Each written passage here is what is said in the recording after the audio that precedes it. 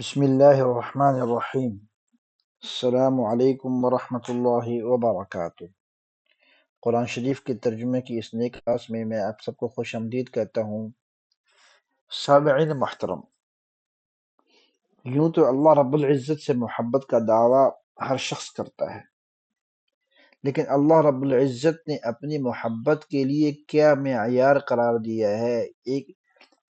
نشانی کیا بتلائی ہے کہ جو مجھ سے محبت کرتا ہوگا اس کا مجھے کیسے پتہ چلے گا؟ یوں تو اللہ رب العزت تو جانتے ہی ہیں، لیکن ہمیں اپنے آپ کو کیسے پتہ چلے گا کہ بھی ہم اللہ رب العزت سے محبت کرتے ہیں؟ تو اللہ رب العزت کی محبت کی سچی علامت کیا ہے؟ قرآن شریف کی ان آیات کے اندر جن کا آج ہم ترجمہ پڑھنے جا رہے ہیں، ایک بہت پیارا اصول بتایا ہے کہ اللہ رب العزت سے محبت کا جو حقیقی راستہ ہے وہ رسول اکرم صلی اللہ علیہ وسلم کی اتباع ہے، اور یہ اس کے لیے صرف زبانی دعویٰ کافی نہیں بلکہ نبی کریم صلی اللہ علیہ وسلم کی عملی زندگی، آپ صلی اللہ علیہ وسلم کی سنتیں اور اسوہ رسول کو اختیار کرنا جو ہے، یہ اس سے پتہ چلے گا کہ اللہ کی محبت کس کے دل میں ہے۔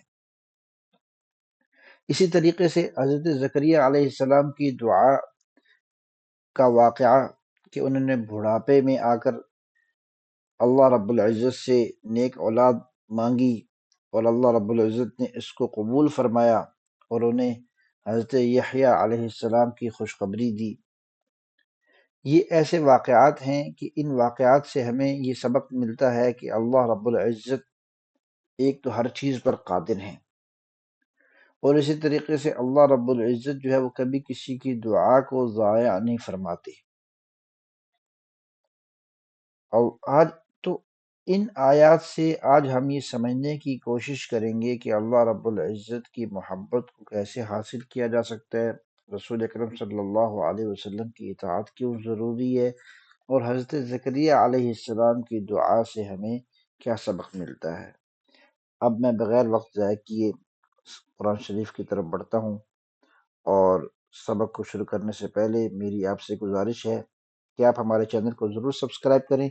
اس میں جو بات آپ کو اچھی لگے تو آپ اس کو آگے ضرور شیئر کیا کریں، کیونکہ اس طریقے سے نیکی کو آگے پھیلانے کی اس چین میں آپ بھی ہمارے ساتھ شامل ہو جائیں گے۔ اور نبی کریم صلی اللہ علیہ وسلم نے فرمایا الدال علی الخیر کفاعلی، کہ نیکی کے راستے کو بتلانے والے کو بھی اجر ملے گا ایسا ہی جیسا کہ اس پر عمل کرنے والے کو اجر ملے گا۔ اعوذ باللہ من الشیطان الرجیم، بسم اللہ الرحمن الرحیم۔ قل ان کنتم تحبون اللہ، کہہ دیجئے اے محمد آپ ان سے کہ اگر تم اللہ سے محبت کرتے ہو، فاتبعونی، تو تم میری اتباع کرو، یعنی مجھ محمد کی اتباع کرو، یحببکم اللہ، تو اس کا نتیجہ کیا نکلے گا کہ اللہ رب العزت آپ سے محبت کرنے لگیں گے، ایک انعام، وَيَغْفِرْ لَكُمْ، اور ذنوبکم، اور تمہارے گناہوں کو بھی معاف فرما دے گے، یہ دوسرا انعام، واللہ غفور الرحیم، اور آپ یہ تو جانتے ہی ہیں کہ اللہ رب العزت جو ہے وہ بہت معاف کرنے والے اور مہربان ہیں۔ قل اطیعوا اللہ والرسول، اے محمد آپ ان سے کہہ دیجئے کہ اطاعت کرو اللہ کی اور اللہ کے رسول کی، فَإِن تَوَلَّوْا فَإِنَّ اللَّهَ لَا يُحِبُّ الْكَافِرِينَ، بس اگر یہ منہ پھیر لیں اس سے تو اللہ رب العزت جو ہے وہ کافر لوگوں کو پسند نہیں فرماتے۔ ان اللہ اصطفى آدم ونوحا وآل ابراہیم وآل عمران علی العالمین، بے شک اللہ رب العزت نے چنا حضرت آدم علیہ السلام کو، حضرت نوح علیہ السلام کو، حضرت ابراہیم علیہ السلام کی اولاد کو، وآل عمران، اور حضرت عمران علیہ السلام کی اولاد کو، علی العالمین، تمام جہانوں پر، یعنی تمام جہانوں کے لوگوں پر اللہ رب العزت نے ان خاندانوں کو اور ان لوگوں کو چنا۔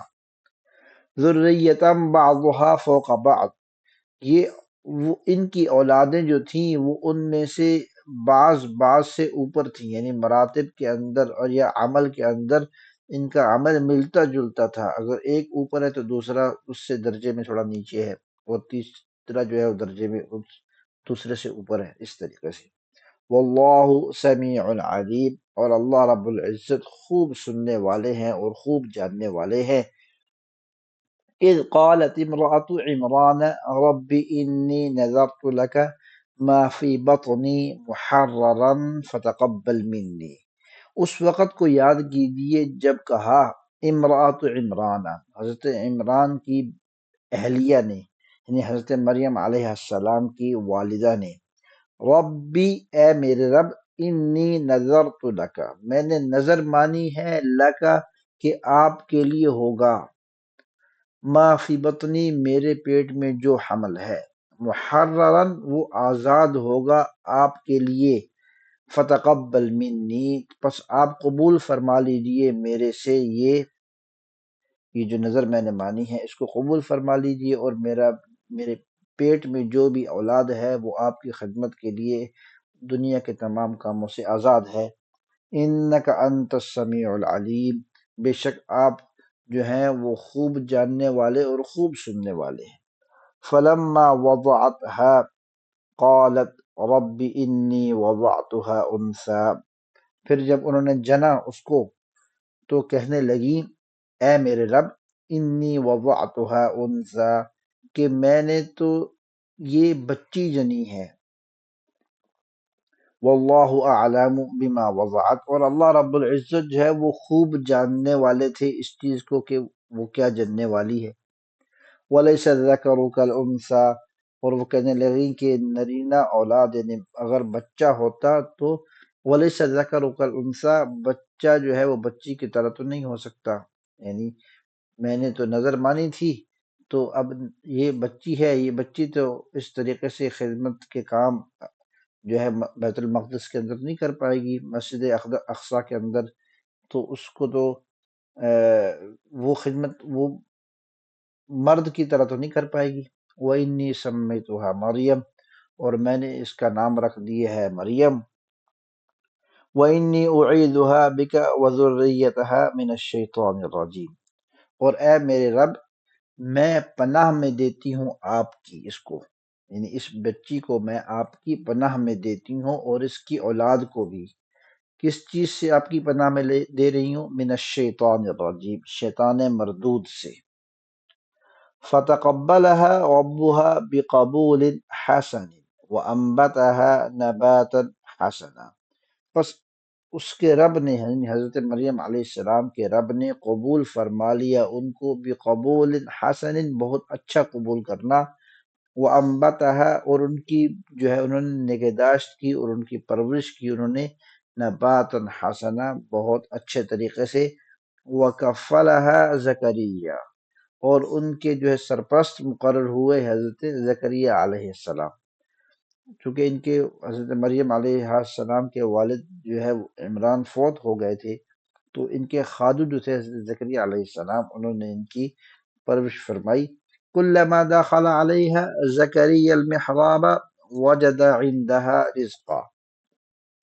کلما جب کبھی بھی، دخل علیہا زکریہ جب زکریہ علیہ السلام داخل ہوئے ان کے پاس، المحراب مسجد اقصی کے محراب میں، وجد عندها رزقا تو انہوں نے پایا کہ حضرت مریم علیہ السلام کے پاس جو ہے وہ کھانے پینے کی چیزیں، رزق جو ہے وہ مہیا ہے۔ قال یا مریم انا لکی ھذا، تو اب وہ کہنے لگے کہ اے مریم، انا لکی ھذا تمہارے لیے یہ کہاں سے آتا ہے؟ قالت تو حضرت مریم علیہ السلام نے فرمایا، هو من عند اللہ، یہ اللہ رب العزت کے ہاں سے آتا ہے، ان اللہ یرزق من یشاء بغیر حساب، اور بے شک اللہ رب العزت جو ہے وہ رزق عطا فرماتے ہیں، من یشاء جس کو چاہیں، بغیر حساب بے حساب رزق عطا فرماتے ہیں۔ ہنالک دعا زکریا ربہ، تو اس وقت وہاں پر حضرت زکریا علیہ السلام نے بھی دعا فرمائی ربہ اپنے رب سے، قال اور فرمایا، رب ہب لی من لدنک ذریۃ طیبہ، اے میرے رب عطا فرمائیے مجھے بھی من لدن کا آپ کے پاس سے ذریتن طیبہ پاک اولاد، انکا سمیع الدعاء بے شک آپ جو ہے وہ دعا کو سننے والے ہیں۔ فنادتہ الملائکۃ پس آواز دی فرشتے نے یا فرشتوں نے، وہو قائم جبکہ حضرت زکریا علیہ السلام وہ کھڑے ہو کر نماز پڑھ رہے تھے، فی المحرابی مسجد اقصی کے محراب کے اندر۔ کیا انہوں نے آواز لگائی؟ ان اللہ یبشرک بیحییٰ مصدقا بکلمۃ من اللہ، کہ اللہ رب العزت جو ہے وہ خوشخبری دیتے ہیں آپ کو بیحییٰ حضرت یحییٰ علیہ السلام کی، مصدقا بکلمۃ من اللہ جو اللہ کے کلمات کی تصدیق کرنے والے ہوں گے، وسیدن اور اپنی قوم کے اندر پیشوا ہوں گے، وحصورا اور اسی طریقے سے وہ اپنی خواہشات پر جو ہے وہ پورے طریقے سے قابو پائے ہوئے ہوں گے، ونبیا اور اللہ کی طرف سے وہ باتوں کو بتلانے والے نبی ہوں گے، من الصالحین اور وہ نیکوکار لوگوں میں سے ہوں گے۔ تو یہ خوشخبری فرشتوں کے ذریعے سے اللہ رب العزت نے حضرت زکریا علیہ السلام کو دی۔ اس پر حضرت زکریا علیہ السلام کا کیا ریئیکٹ تھا؟ قال تو حضرت زکریا علیہ السلام نے فرمایا، ربی اے میرے رب، انا یکون لی غلام میرے ہاں اولاد کیسے ہو سکتی ہے، وقد بلغنی الکبر جبکہ میں جو ہے وہ عمر کے آخری حصے میں پہنچ چکا ہوں، بڑھاپے کو پہنچ چکا ہوں، وامراتی عاقر اور میری بیوی جو ہے وہ بھانج ہے۔ قال کذلک اللہ یفعل ما یشاء تو اللہ رب العزت نے جواب دیا، کذلک اللہ یفعل ما یشاء اسی طریقے سے اللہ رب العزت کر دیتے ہیں ما یشاء جس کام کو وہ چاہیں، یعنی اللہ کے ہاں یہ اسباب پیدا کرنا کیا معنی رکھتا ہے۔ قال رب اجعل لی آیہ تو وہ کہنے لگے حضرت زکریا علیہ السلام، رب اجعل لی آیہ اے میرے رب بنا دیجئے میرے لیے کوئی نشانی جو اس بات کی نشانی ہو کہ ہاں میرے ہاں اب جو ہے اولاد ہونے والی ہے، میری اہلیہ جو ہے وہ حاملہ ہو گئی ہیں۔ قال تو اللہ نے فرمایا، آیتک الا تکلم الناس ثلاثة ایام الا رمزا تو اس کی نشانی اللہ رب العزت نے یہ بتلائی کہ تم جو ہے وہ 3 دن تک لوگوں سے اشاروں میں ہی بات کرو گے، یعنی دعا اور تسبیح اور ذکر اللہ میں اتنے مشغول ہوگے کہ تمہاری زبان سے لوگوں سے بات کرنا جو ہے وہ نہیں ہوگا۔ تم نے اگر کسی سے کوئی بات بھی کرنی ہوگی تو اشاروں میں کرو گے۔ وَاذْكُرْ رَبَّكَ كَثِيرًا اور حضرت زکریا علیہ السلام کو اللہ نے بتایا کہ آپ جو ہے اپنے رب کا ذکر کرتے رہو بہت زیادہ، وسبح اور اللہ رب العزت کی پاکی بیان کرو، بالعشی رات میں، والابکار اور صبح کے اوقات میں۔ هذا وصلی اللہ تعالی علی خیر خلقہ محمد وعلی آلہ واصحابہ اجمعین۔